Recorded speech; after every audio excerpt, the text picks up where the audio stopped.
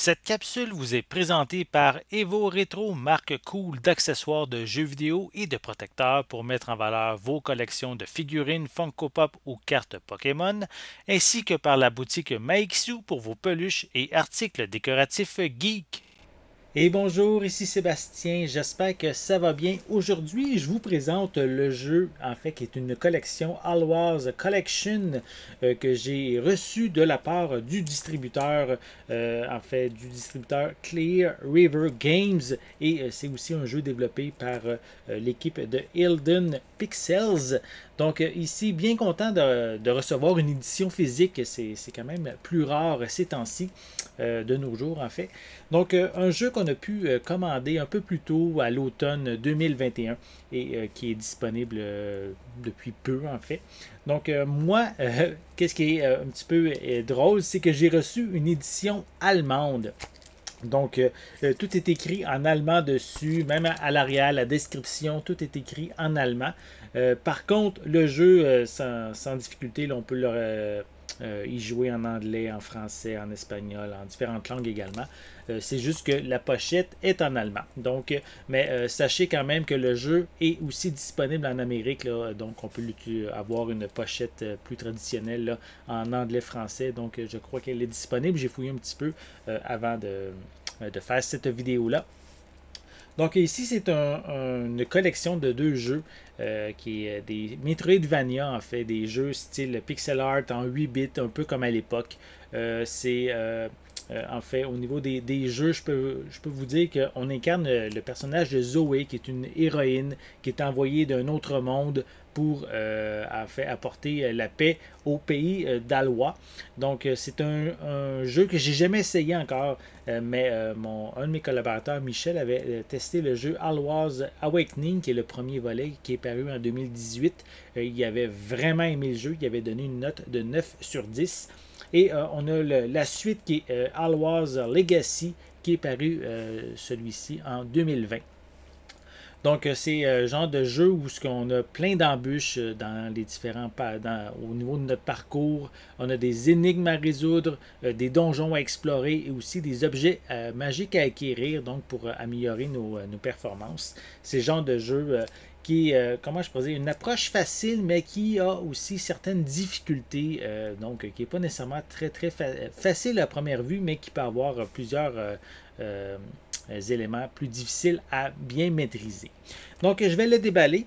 Je vais voir l'intérieur de ce boîtier. Voilà. On enlève le petit plastique. Donc, je vais commencer par quand même vous montrer la pochette en tant que telle. Je vais essayer de faire le focus. Voilà.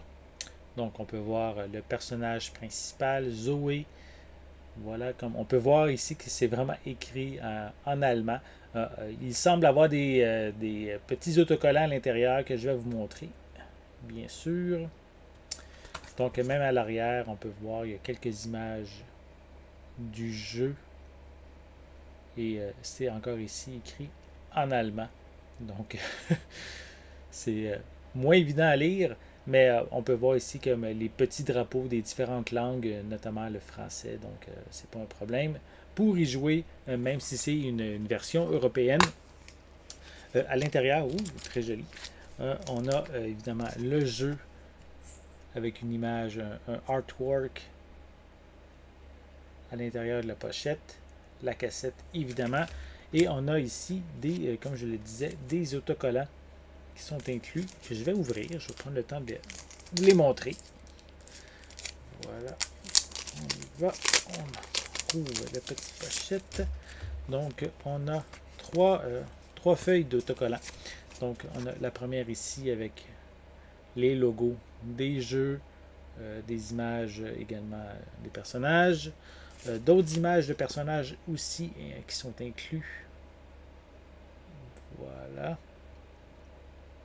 Donc, je ne connais pas tous ces personnages, évidemment. N'ayant pas encore joué, c'est ce que je vais faire, évidemment, très bientôt.